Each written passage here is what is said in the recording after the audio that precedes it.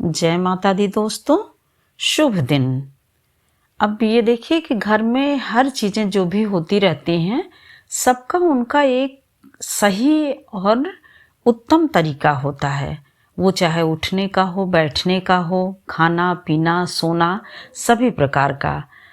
तो सोने के जो नियम होते हैं उनको यदि हम सही रूप से करते हैं तो उसके भी हमें बहुत सारे लाभ प्राप्त होते हैं।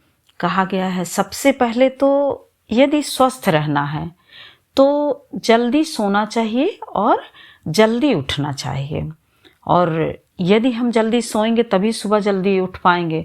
तो कहा गया है पहला सबसे बड़ी चीज़ कि स्वस्थ मनुष्य को अपनी आयु रक्षा हेतु या जीवन के लिए लंबी आयु हेतु ब्रह्म मुहूर्त में उठना चाहिए। ऐसा जो है देवी भागवत में कहा गया है। और फिर हम ये शास्त्रों के अनुसार ही आपको बता रहे हैं। जानकारी थोड़ा हर शास्त्रों में देखने पढ़ने या फिर ये किताबें पढ़ने से सहज रूप से, जिससे कि आप सब इसको उतार सकें। कहा गया है कि पद्म पुराण में कि बिल्कुल अंधेरे कमरे में नहीं सोना चाहिए, एक छोटा सा बल्ब जरूर जलते रहने देना चाहिए। और भीगे पैर कभी भी जो है सोना नहीं चाहिए। कहते हैं कि जब हमारा पैर साफ रहता है, सूखा रहता है, तभी जो है धन की प्राप्ति होती है, लक्ष्मी की प्राप्ति होती है।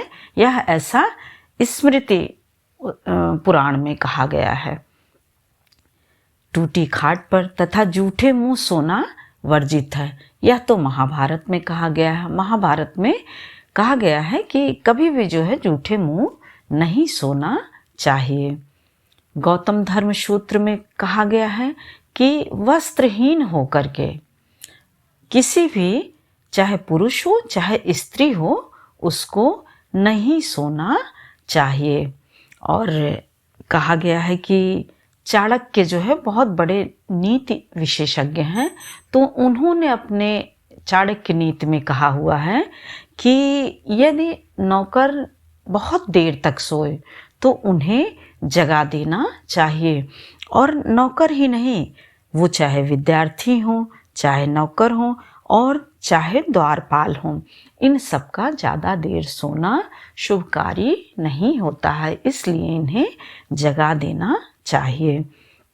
या और विष्णु स्मृति में कहा गया है कि यदि कोई मनुष्य सो रहा है तो उसे अचानक नहीं जगाना चाहिए, क्योंकि अचानक जगाने से वह किसी भी स्थिति में आ सकता है और उसको कोई भी परेशानी हो सकती है। इसलिए बहुत आराम से धीरे से जगाना चाहिए, ऐसा विष्णु स्मृति में कहा गया है। और दोस्तों सबसे बड़ी बात कि सूने घर में अकेला नहीं सोना चाहिए। वो चाहे देव मंदिर हो और शमशान हो, वहाँ भी नहीं सोना चाहिए, ऐसा मनु स्मृति में कहा गया है।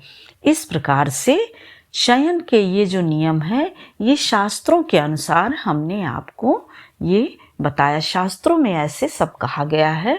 इस प्रकार से इनका हमें अपने जीवन में ध्यान रखते हुए अपने जीवन को सुखी, स्वस्थ, निरोगी बना सकते हैं। जय माता दी। तब तक के लिए फिर और आगे मिलते हैं।